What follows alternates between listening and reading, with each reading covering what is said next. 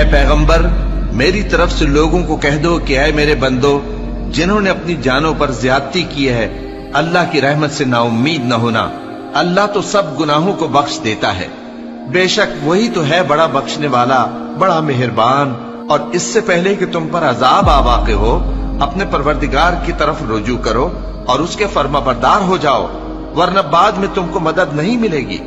اور اس سے پہلے کہ تم پر ناگہاں عذاب آ جائے اور تم کو خبر بھی نہ ہو اس نہایت اچھی کتاب کی جو تمہارے پروردگار کی طرف سے تمہاری جانب نازل ہوئی ہے پیروی کرو۔ ایسا نہ ہو کہ اس وقت کوئی شخص کہنے لگے کہ ہائے اس کوتاہی پر افسوس ہے جو میں نے اللہ کا حق ماننے میں کی